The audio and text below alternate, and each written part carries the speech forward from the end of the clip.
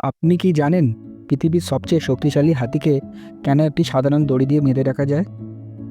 কারণ সেই হাতিটি যখন ছোট ছিল তখন সে ওই দড়ি ছেঁড়ার অনেক চেষ্টা করেছিল, কিন্তু পারেনি। আর আজ এই বিশালাকার সেই হাতিটি বিশ্বাস করে নিয়েছে যে সে আর কোনোদিন ওই দড়ি ছিঁড়তে পারবে না। ঠিক এই হাতির মতোই কি আপনিও আপনার পুরনো কোনো ব্যর্থতাকে সত্যি বলে মেনে মেনে নিয়ে আজ হাত পা গুটিয়ে বসে আছেন?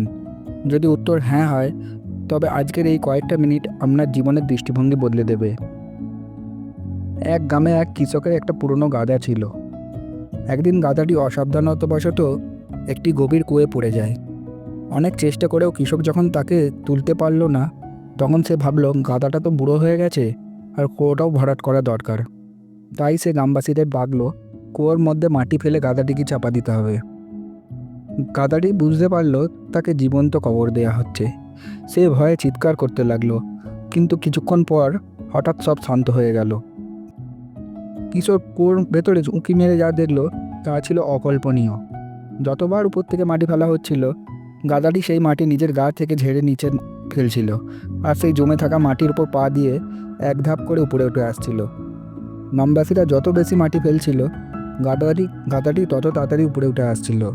আর একসময় সে কুয়োর একদম উপরে চলে এলো এবং লাফ দিয়ে বাইরে বেরিয়ে এলো। বন্ধুরা, জীবনটাও ঠিক এইরকম। আপনার চারপাশের মানুষ আপনার উপর প্রতিদিন হতাশা, অপমান, নেতিবাচকতার মাটি ছুঁড়ে দেবে। এখন সিদ্ধান্ত আপনার।